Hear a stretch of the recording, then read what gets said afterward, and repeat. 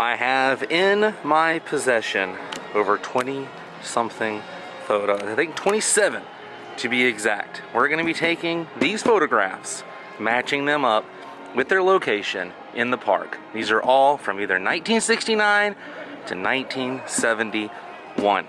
Hi everybody and welcome to the World of Micah. I have teamed up with a wonderful group of guys who call themselves Retro WDW. The link is going to be above right now. Check out their YouTube channel. They also have a podcast, a website. They share different things from old photographs, old remastered films.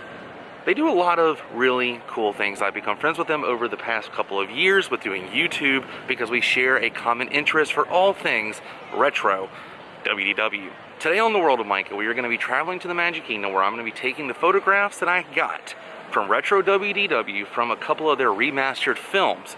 We're going to be matching those up with their location and show you guys kind of how much has changed since the year 1969 to the opening of Walt Disney World in 1971. A few of these for construction, a few of these for some films that were remastered by Retro WDW. It's going to be a fun time. Shout out to these guys for allowing me to take some screen grabs, print photos from their remastered films and share them with you. You guys ready for this? I'm ready. Let's go to the park. Now, let's take a closer look. First thing we've got to do is take a ferry boat, which the ferry boat has changed since 1971. As you can see, the boat looks completely different from back in 1971 compared to the ferry boat we were taking today in 2021. Before we enter the park, I want to show you guys what the monorail used to look like. It's a little different. A lot more open space. There was no Grand Floridian back in 1971 when this photograph was taken. And that's it right there. Two monorails coming into the station at the same time. That's something you don't see anymore. They've definitely updated this with how the monorail actually runs and works. But that's it right there. How cool is that? 1971 monorail action.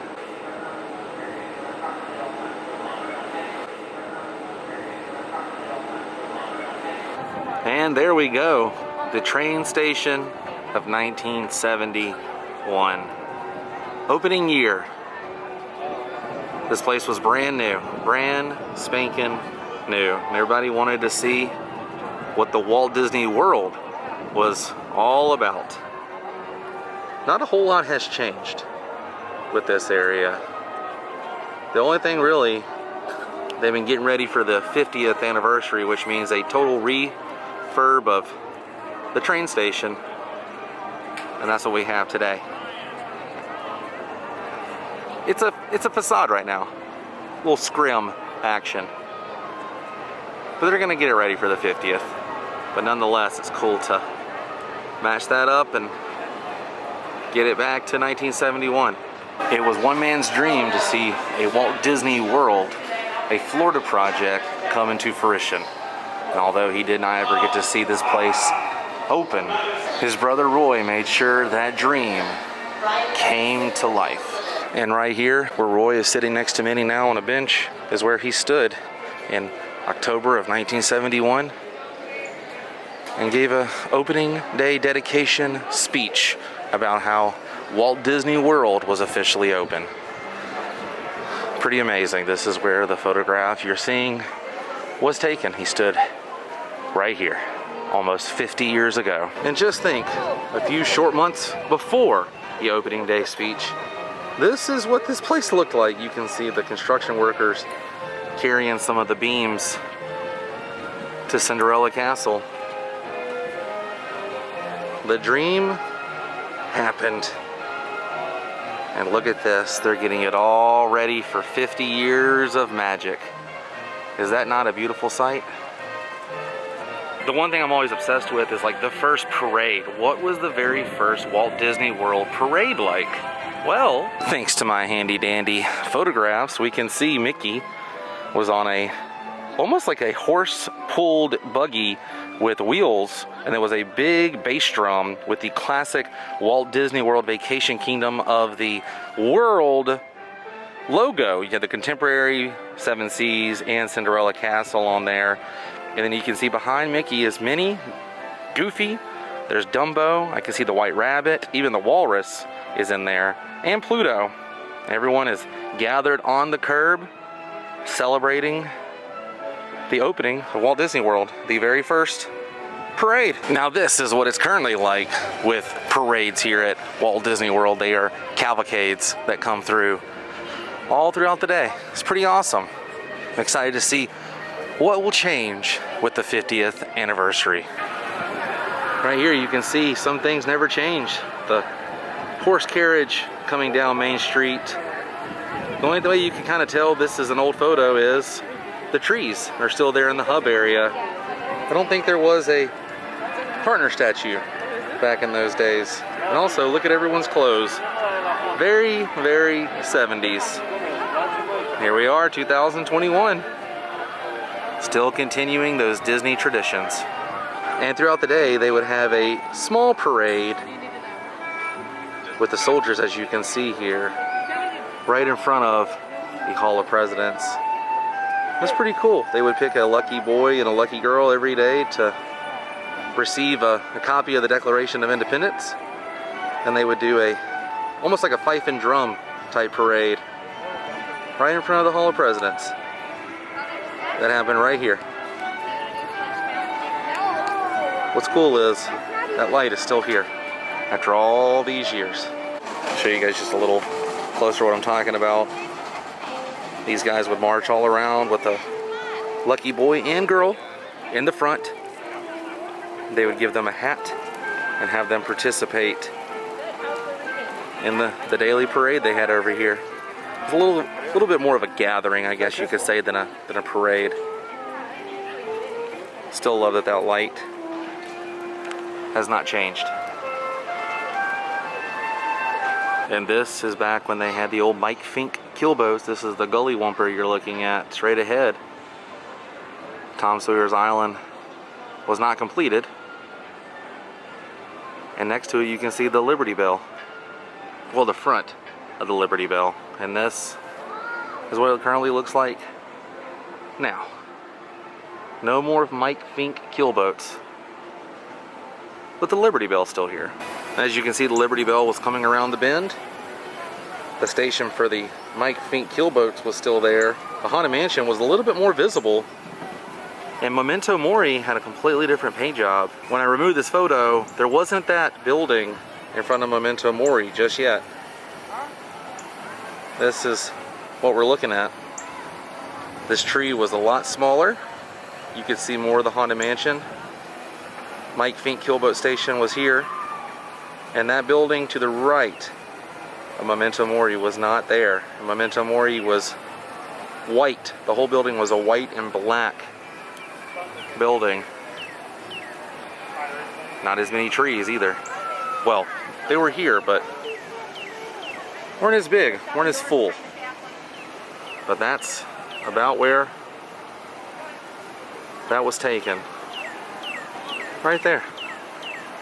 Now all of Frontierland over here to the left-hand side was pretty much the same. Tom Sawyer's Island didn't come about until 1973. Splash Mountain in the 80s and Big Thunder Mountain straight ahead was a railroad station. I'm going to show you guys a really cool photo that I found through Retro WDW. Can I give you an idea of what this place looked like? You see, back when this first opened up, there was no Big Thunder Mountain Railroad. You didn't have to remove them. Also, there was no Splash Mountain. It was just a bunch of land, a few shops on the side, and a railroad station. It's kind of hard to think about. No Chickapin Hill, no Big Thunder Mountain. It's kind of hard to think about. So in this photograph, you can see they used to have the canoe still here. That is all of Frontierland right there. And this building right up here, that's the old train station. Right over there. Which means where we are standing, right on the backside of Pecos Bill, that's where the train station would sit. So it would be that right there. would be right over here in this area.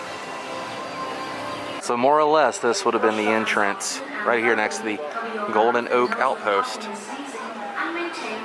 That's where you would have gotten on the train.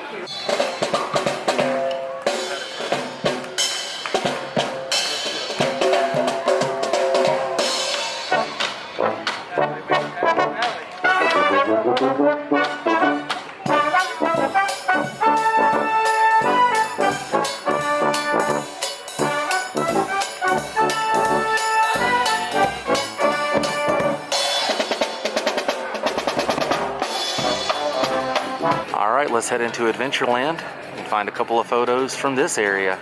Now this photograph is a favorite of mine. It's the Orange Bird, and it was taken during construction. This was probably 1970, 1969-ish. Right here is where this was taken. The Orange Bird out here doing a little promo photo. If you look at the photo of the building behind you, the Enchanted Tiki Room, it was still under construction. It was not completed. And the Orange Bird did visit here. I did a video on the Orange Bird a couple of years ago. I'll post that video up above. Check it out. You can learn some history of the Orange Bird. And the Enchanted Tiki Room was not the only place you could hear live music here in Adventureland back in the day. Right here was where the Island Band used to perform. Look right behind the gentleman playing. You can see that little design there. The design right behind them is still here on the building. The stage has been removed. It is now the home to the Agrabah Bazaar. But look right over here. That's what I'm trying to show you. That design is still here, and the door. So the stage would have been right in this area here. Pretty neat, huh? That's all you gotta do. If you're looking for stuff like this, look for things in the background. A lot of the architecture doesn't change. So much has changed in this area. There was no magic carpets of Aladdin, no spitting camel. It was actually pretty bare back in the day. Next stop is going to be a photograph that includes one of the many unsung heroes of the Magic Kingdom, the Topiary Dragon, right over here in between the hub area and the entrance to Tomorrowland. And here it is, Cinderella Castle and the Dragon Topiary right there. A fresh park, brand new park. Pretty amazing. The only difference is, honestly, more trees. That's it. More trees, more plants.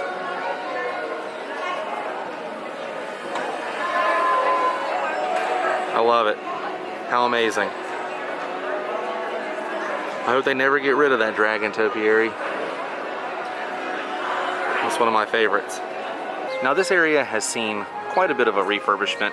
The old swan boats have been removed, and they've done kind of a little bit of a widening. They took away a dock that used to be on the other side of that bridge, which is where this next photograph was taken, but I'm going to match it up the best of my ability with what we have left. Now for you old school fans, you know there used to be a little dock area, a little resting area right down there across from the Tomorrowland Terrace. Cosmic Rays as they call it now. There used to be a swan boat dock right over there. It has been removed, but I'm gonna walk around this side, see if I can't sorta, kinda, maybe, almost match it up. It's gonna be difficult because it was legit taken right there. Right over there. All right. So this is Tomorrowland. You can see the water, the bridge, and the old spires leading into Tomorrowland. So where they took this photo was right down, right there, right over there. There was a little dock.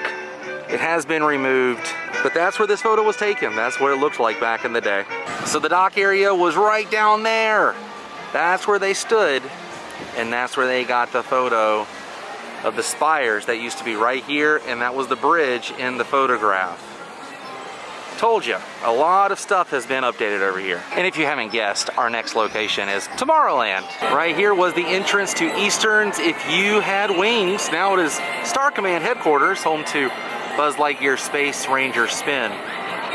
But you can kind of see what they had the architecture looking like back in the day. Very sleek, very futuristic, very minimal. This is what everything looks like today. Little over the top on the designs. But things are changing. See what I'm saying? They're starting to utilize that old signage once again. So back in the day, this used to be the platform for the Tomorrowland Skyway. The Skyway to Fantasyland. This one would take you from Tomorrowland to Fantasyland. You would cut over in this direction here and head towards Fantasyland, and you got a really cool bird's eye view of 20,000 leagues under the sea. So somewhere in this area is where this photograph was taken of the Skyway to Fantasyland, the Skyway buckets, and below my thumb is the Tomorrowland Speedway. And I think, just using my, my own noggin, obviously Space Mountain was not here, so the track on the People Mover was not there. So you've got to think, none of this was here, and the station was right up there. So that sign right there would have been somewhere in this area with everything roped up. I really can't match it up perfectly, but yeah, that's kind of where it was. Hard to think about a time when there was no Space Mountain. You guys saw how crazy that line was, but there was a speedway back in the day. We're gonna travel over here and see what this was looking like back in 1971. Right about here was where this was taken. You can see there was a checkpoint for the Skyway buckets. Right over there in the left-hand side. The Victory Circle doesn't really look that different, to be honest with you. Quite a few changes, but nothing too major. There you go. So the Skyway checkpoint would have been right over there. That's amazing. That's where Dumbo now sits. And there you go. Pretty amazing. You can even see the Skyway buckets in the background going towards Fantasyland over 20,000 leagues under the sea. Even people sitting in the viewing area, which is still accessible. How amazing is that? There used to be like a little lookout tower for the cast member. They have removed that. You can see on the right-hand side of the photo. But this is what it currently looks like. Not a whole lot of difference.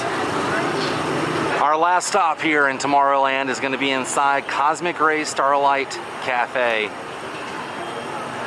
This photograph was taken in a time when sunny eclipse had not yet landed on our planet, believe it or not. So straight ahead is the stage, and there was a band, a full band that would come to perform long before sunny eclipse. How amazing is that? Now you have Mr. Sunny Eclipse on that same stage. The cool thing about the stage was it would drop down below when the band would finish. So it would rise up and the band would start performing, and then lower as the band finished. Pretty amazing, right? They still have a stage like that out at Disneyland. And this is the old tech booth right here. They just covered it up with curtains, but that's where the sound guy would be, and got a good glimpse of the band as they would perform right on that stage right there. So that was pretty cool. I ended up giving that photo that I used to a cast member named Patty, who works inside the Starlight Cafe. She had no idea that bands used to play inside there. So I gave Patty one of the photos, and she learned something new. She said she'd been working there for like 15 years. Never knew they had live bands inside the Starlight Cafe. You learn something new every day.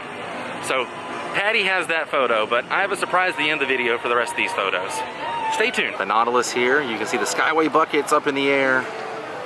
Completely different back in 1971. I only got to ride this ride once, maybe twice, but I do remember it. It's amazing how much has changed in this area. But now it is home to the Seven Dwarfs Mine Train. I mean, in this area right over here is where you can see one of the Nautilus submarines going on an undersea adventure with Captain Nemo. Now you're hanging out with the Seven Dwarfs. And our next stop is here in the backside of Fantasyland. Found two photographs here that I thought were worth mentioning. Right here you can see the gentleman walking towards the carousel. There used to be a bench right there in the front. They have removed that bench. I don't think they were using this for stroller parking back in those days either. But the carousel's still here. I did a video talking about the history of this carousel. You can see that video straight up on the screen right now. I tell you what, this place has changed a lot since 1971. There was no Princess Fairy Tale Hall, no PhilharMagic, Mickey's PhilharMagic. Skyway buckets were up in the air. You still had Small World and Peter Pan's Flight, but they weren't afraid to put characters out here. And I'll show you guys what I'm talking about in just a second. So straight ahead is Peter Pan's Flight. You can see the Mickey balloons there, and that building, which is now the exit to PhilharMagic, was the Troubadour Tavern. Not sure exactly what they had in there, but I can see a band standing out front that almost looks like a German band. You can see some of the friends from Winnie the Pooh out, and a whole bunch of people gathered around in a circle. Now, the building that is in front of Peter Pan's Flight and next to the Troubadour Tavern was not yet built. So that's why it looks a little different today. This was the Troubadour Tavern. This was not built. So basically right here is where Eeyore was standing, and the band was right there. The sign was straight ahead, right here, that said Troubadour Tavern, as you can see. And they basically added to where that light is, this extended roof, and then this. If you know anything about the Troubadour Tavern, please comment below. I'm dying to know what that was, what was inside. Was it like a place to get some beer? Sounds like it to me. You know, when I first started coming to the park, I would come here to Mickey's PhilharMagic, and it kind of blew my mind when I realized that this was the Mickey Mouse Revue back in the day. It's kind of the same concept, just instead of audio animatronics, it's screen, but it's all about Mickey. I remember when everyone was making a fuss about Mickey's Runaway Railway, I'm like, no, Mickey has an attraction. Mickey's PhilharMagic. One day we'll have to take a closer look at the Mickey Mouse Revue and other attractions here in Fantasyland. I kind of kept this brief because I have future episodes that I want you guys to look forward to, that we're gonna dive in deep to some of these attractions and former spots in the Magic Kingdom. But we have one final photo to match up here, and it's looking back down Main Street, USA. But this was a lot of fun. This was a lot of fun finding some photographs from 1971 and some prior to 1971, some construction photos that I threw in. We got a lot to look forward to. The 50th celebration is coming up sooner than we think. But I want to encourage you all to do as dreamers do and always wish upon a star, because you never know what will happen if you do. Walt Disney did it, and with the help of his brother Roy and a few key players, he made this wonderful place a reality. And this is the final shot. Looking back down Main Street, the sun was setting, the lights were coming on. A full day was completed here at the most magical place on earth. This place was brand new. Most people who visit Walt Disney World only get one vacation here. I'm very thankful that that's not the case for me. But this is it. So all the photographs that I used today, I'm gonna send these to each of my patrons. If you are a part of my Patreon family, you will be getting a photograph in the mail with a letter on the back from me from today. These were used in the park on this video. So thank you to my Patreon family for supporting me. Thank you to Retro WDW for supporting me and allowing me to use these. Check them out, you guys. The link's gonna be below. Check out Retro WDW. Tell them World of Micah sent you. Subscribe to their channel, watch some of their videos. They put out some pretty amazing things. So if you want to know more about my Patreon, the link's going to be above. Check it out. It's a secret society club I have. Check it out if you would like to, because I'm going to be sending those photographs out. You can own a piece of World of Micah, Retro WDW, and Walt Disney World history if you want to. Well, you guys, we came, we saw, we found all the locations I wanted to find today. Once again, thank you, Retro WDW, for allowing me to use these photos, and thank you to viewers like you for watching and supporting me along the way. But I think our adventure for today has come to an end, which means it's time to say goodbye. If you enjoyed this episode, please click the thumbs up button the next time you're here at the Magic Kingdom, and the next time you visit RetroWDW.com. Tell them World of Micah sent you. See you guys on the next adventure. We've got a lot of ground to cover as far as Walt Disney World history. Wink, wink. See you in the next episode. Stay weird. Goodbye.